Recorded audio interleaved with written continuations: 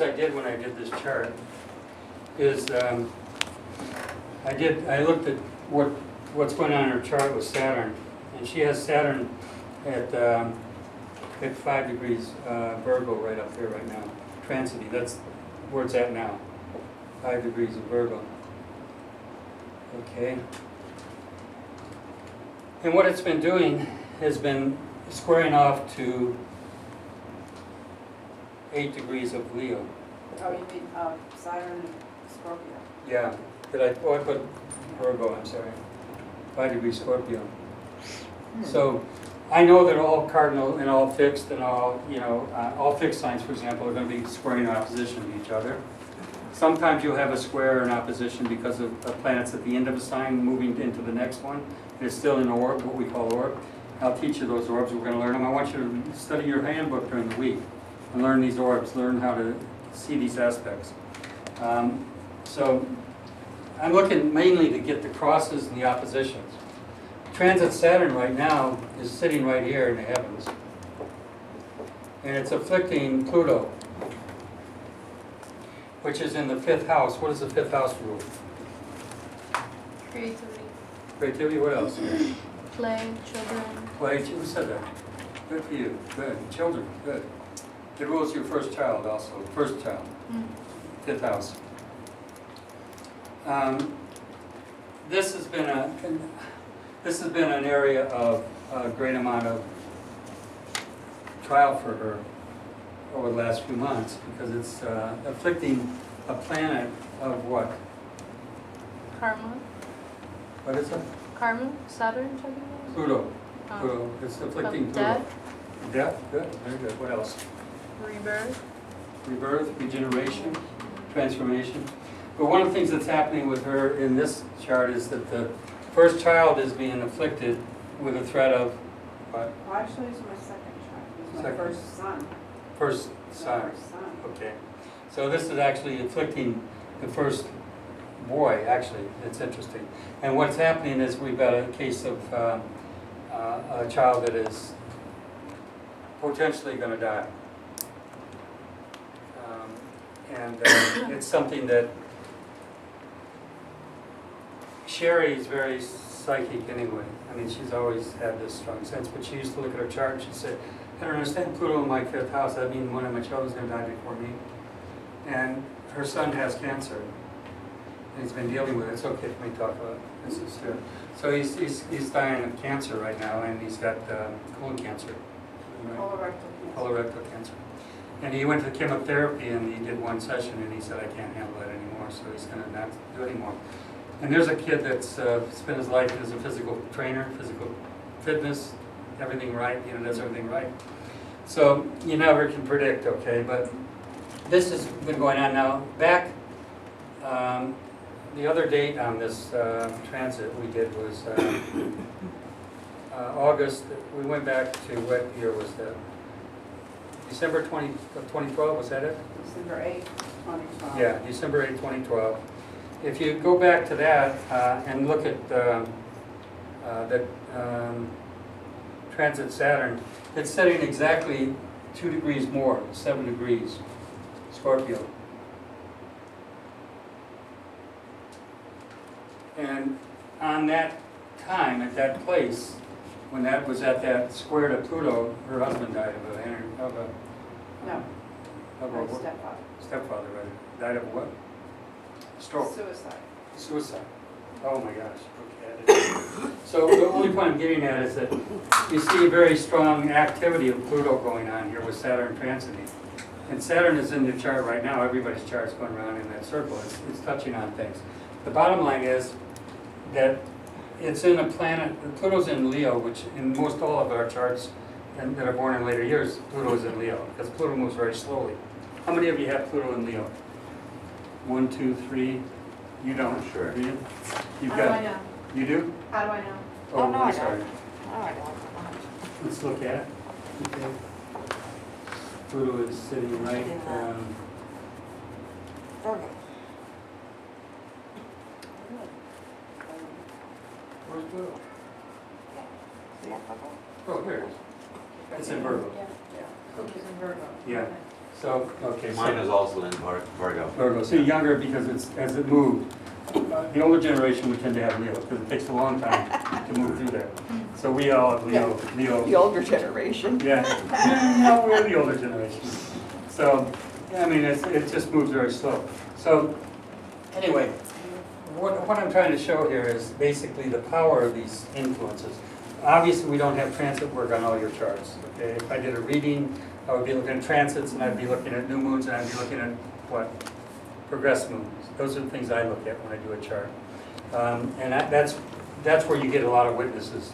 If we, So the transit is this now, is this part here, and that's basically a current day, exactly, and everything else is your whole life. Exactly. This is your current day, where you are right now. exactly, good for you, good for you. Now, one of the things about this chart is, which is a puzzle to me, and I have to, sometimes I look at a chart and I'm conflicted. And one of the conflicts I have with this chart is that Pluto's not so badly aspected. It's not aspected by its oppositions, squares, which surprises me because usually there must be something I'm missing here. 30, 40, 50. Let's see if I can get it, if there's anything. There might be a semi-square here I'm missing. Look at Pluto on the bottom of that chart. Let me see. Uranus is sextile Pluto. Exact. No, it's squaring Saturn, it says. Pluto squaring Saturn. How is that? Cross and Uranus. How can it say that? It shows a square here, it doesn't make sense. Pluto squaring Saturn. That's not possible. Saturn is at 26 Gemini. And Pluto's at 8 of Leo. But yet this shows a square. If you look at the bottom here, that little square thing, right here, look at that. This is Pluto and up here's Saturn, unless I'm missing something. Pluto. So, one of the things I said to you, remember I said something earlier, I said that if the root of the tree doesn't prophesy it, don't prophesy it because Saturn's doing something? Quintus has What was it? But isn't that 90 degrees square? Yeah, Doesn't it have to do anything with the orbs? Maybe the orbs are when you add them up. well, I was looking to see if there's something I'm missing. Leo, Virgo. I wish I had had this up here for you because it'd be a lot easier for everybody to see it. But Leo, Virgo. I'm missing something somewhere. Leo, there's Virgo is 30 degrees. 40, that's 50. Wait, maybe. There's 22 degrees left to this sign. And Jupiter is at 20. Right, 22.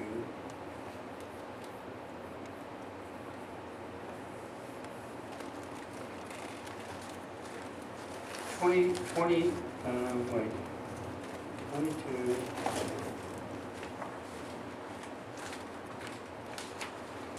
I don't want to do this in class, it's too much for me to do that right now, and for you to listen to this. But let me say this, sometimes I'm conflicted, and I'm conflicted because I still got to work on this chart, see why. Because I said to you earlier, I said if Saturn's doing things in your chart, and your natal chart doesn't promise it, don't make a prophecy, remember I said that? So, I don't see why Pluto's acting so viciously in that fifth house without being squared or opposition or semi-square or quincunx. These are aspects of the stress and affliction. Pluto doesn't always need that because Pluto can be very deadly just by its own placement in the chart. But this also can, by the way, let me say this about Pluto. There's great possibilities with Pluto in the fifth and this action going on in the fifth house.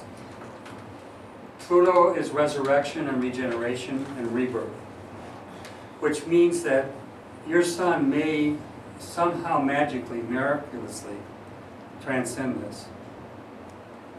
He has 2 grand trines in his own chart. Does he?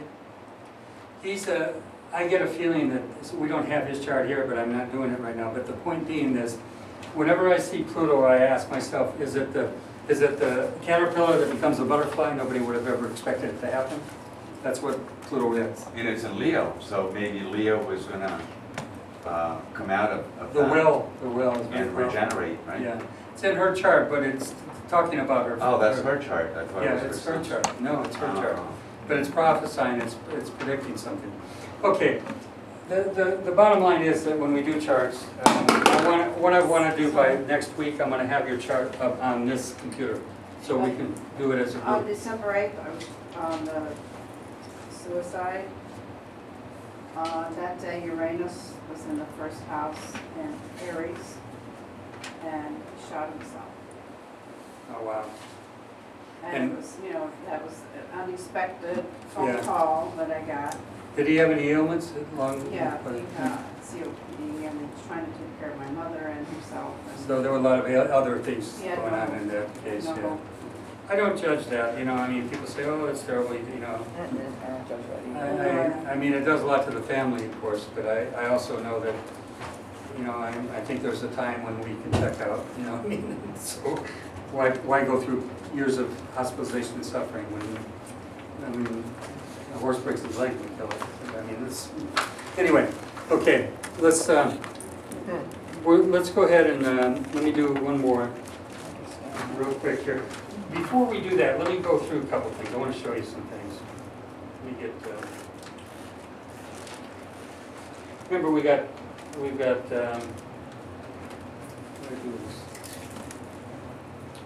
There it is. All right. Oh, I heard somebody giving a lecture the other, anyway. Go ahead. We come in with a Visa card and we leave with a MasterCard. I like it. By the way, this is all in your book, different aspects and how to see them, okay? And you also have a lot more on aspects when you get in there. This is something I want to show you. The planets, the signs, and the houses all have a meaning. And they change color, the meaning changes color by the sign the planet's in. And then if you put the house involved in it, you get another sign, a different color. And it's kind of like these three colors. There's green, there's red, and there's blue. But if you mix them together, you end up with a different color. Aspects in astrology and house positions and signs bring a different color and meaning to that planet. For example, in her case, Pluto in Leo. Leo rules your children. Pluto rules death.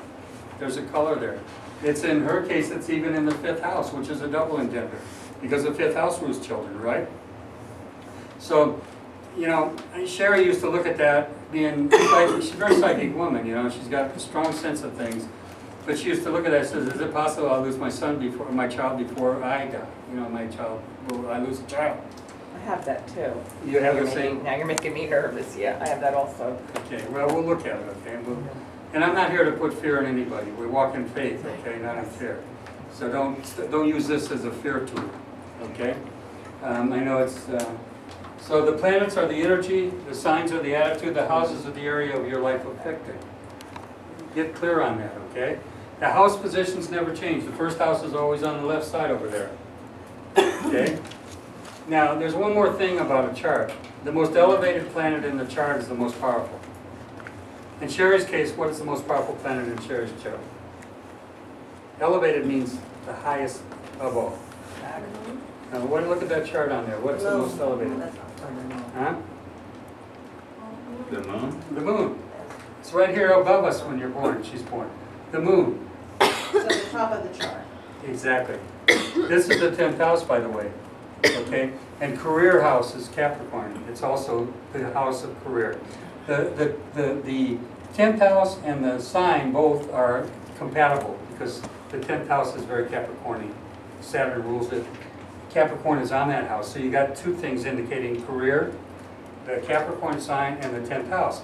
The moon on that tells me something about what kind of a career she should have. It means she should work with the public, number one. The moon is the public.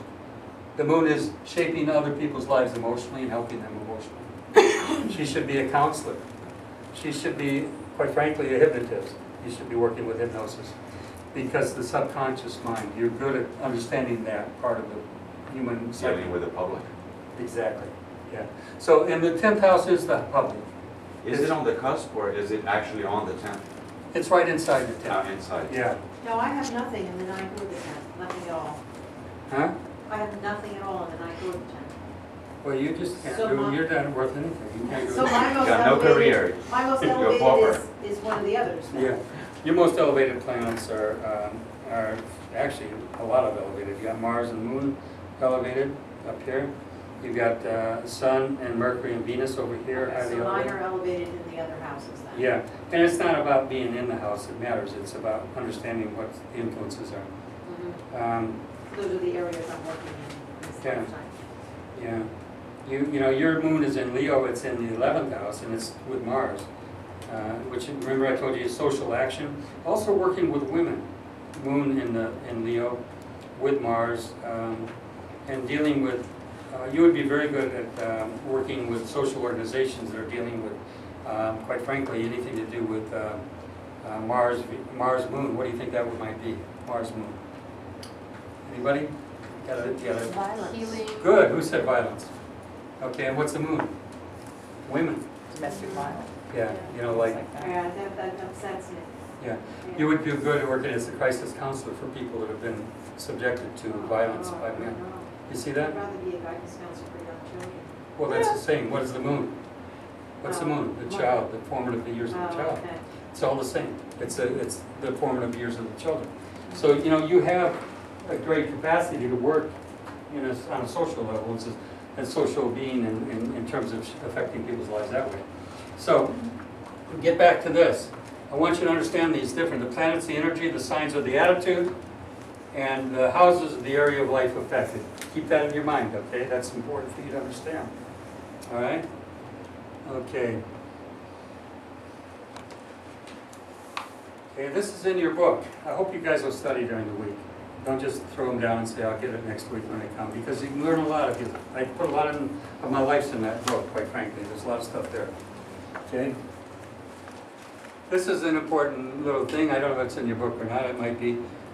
This is an article that was posted in February of 2009. This insurance company only employs workers born under specific star signs. The reason they found that the other signs didn't work out as employees. Now, you want to know who they employed? Is that in your book, by the way? I think I saw that. Is I it? didn't read it, but I saw it. Yeah. Stuart's- Well, it's interesting. I wouldn't have been a good employee for them. You got to look at it. It's interesting. But tell me it's not affecting us, astrology.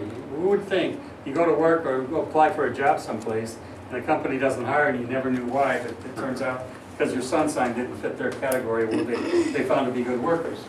So, it's kind of, I would kind of disagree Well, if with it's that. not in our book, what sign is it? huh? If it's not in our book, what sign is it? They wanted 5 different Pisces. signs. It says we're looking for people over 20 for part-time jobs in sales and management with the following star signs: Capricorn, Taurus, Aquarius, Aries, and Leo. That was an actual ad they put in the paper. Wow. Wow. Okay. Oh, I see. It was followed by a wave of protests from equality groups that led to an investigation by the country's anti-discrimination authorities. It says the company, however, is sticking to its guns, and then a spokesman said that the move was based on statistical research rather than superstition. Most of the best employees across Austria have one of the 5 signs that they mentioned here. Notice 2 of those signs are earth signs. Interesting, isn't it? Capricorn and Taurus. And Aries and Leo. Well, Aries and Leo, Aries like to get things done. They tend to be aggressive. Leo, very willful. They also are very determined and usually stick to it. I think for sales, it makes sense, doesn't it? Yeah. And Aquarius is a very social sign. Yeah. So, Ambitious. So what did the civil investigation say? Because I had a thought to formulate some sort of consulting company based on astrology, like recruiting and hiring, and use a service for companies who are looking for new employees. the problem with it would be that if you're dealing with a lot of fundamental Christians, would have their bristles go right up. Anything astrology. You know what I mean? You're Also gonna. discrimination. Oh yeah, discrimination. Yeah. Yeah, the anti-discrimination laws in this country are very strong, so it might cause a lot of problems. You could do it on a QT kind of like, you know, and help place people Right. knowing what you know, especially if you do their charts. Exactly. That'd be This great. was in Like I would- Salzburg. This wasn't in America, this was in Salzburg. Mm. But aren't we in like the age of Aquarius? So that stuff should be like. Or people may That's supposed to be. people I mean, may I think find it would more be great, value but- in it now. It wouldn't be acceptable. Yeah. Okay, in your book, I got the temperaments of each sign. In psychology, they've got these, they actually came from astrology. Nobody would ever acknowledge that in the psychological community. But they used to have the different types of people that were based upon the intuitive signs, the air signs, they're called sanguine. Thinkers, earth, or phlegmatic. Waters, feelers, or melancholy, the water signs. The fire, choleric, and sensors. But the important thing is that the more you get into astrology, especially if you read things like Carl Jung's work. Carl Jung was really into astrology. Now, in your book, you're going to go through these aspects. Study these this week, real good, so you get a sense about what they are. Conjunctions, okay? We have different orbs of influence. So if planets are 90 degrees apart, they're exact square. But if they're 98 degrees apart, they still are square because we have an orb of influence. And it can go out as far as 8 degrees, and sometimes with the sun, it can go out as 15 degrees. The moon as much as 12 degrees orb. Okay, the minor planets, we call the minor planets would be Pluto, Neptune, and Uranus. We use 6-degree orb. Always. Well, you know what, I'm going to say this. I've been working in this field a long time. I'm not real rigid with this, you know what I mean? I use my own intuition, and sometimes I just see it, there's something going on. Especially if you have 3 planets in orb. 2 of them are in orb over here, and this one's down here is just in orb with 1 of them. I bring them into effect, it affects them all. See what I'm getting at? We'll deal more with this as we go along in the class, but I do want you to study though, it's very important. So you have a lot of stuff there to study. I got all these in here, opposition, 180 degrees. And let me give you this, you can write this down. I'm going to give you the orb of the planets and the sun and moon. And the way you'll do this when you start learning to look at aspects is, by the way, you've got it on your charts. Every time a chart's done, you can look on the bottom, you'll see all these aspects are done for you. You don't even have to know that anymore. You can look them up and just know what they are without having to figure them out. When I started astrology, you had to figure them all out all the time. But anyway, where was I going with that? The orbs. Oh, the orbs. Okay, the sun is 15 degrees. You'll get arguments from different astrologers on this. This is what I've learned. The moon is 12 degrees. Okay, the major planets is 8 degrees. That's Jupiter, Mercury, Venus, Mars, Saturn, Jupiter, all that. Okay, and the minor planets is 6 degrees. Okay, so the minor planets are what? Neptune, Pluto, and Uranus. Now, what if you have the sun making an aspect with a major planet? The major planet's 8 degrees and the sun is 15. How do you know the orb? You add them up and divide them in half. So 15 and 8 is what? If it's a sun and a major planet, it's 15 degrees for the sun, or 8 degrees for a major, 15 and 8 is 23. You see that? So, and divide that in half. So roughly, it's going to be roughly almost 12-degree orb. 11 and a half. All right? Minor, major planets. All right? So, now, okay. So, you can get a good view of this in your book. It's all in your book. I put it together for you. That's going to help you learn this, see these aspects. And now the triplicities are the trines. We call them triplicities. All air signs are trine to each other, 120 degrees or to each other. And so what are they about? If a person has most of their planets in air signs, and by the way, a lot of your chart work will show you that, how many planets are in earth, air, and fire.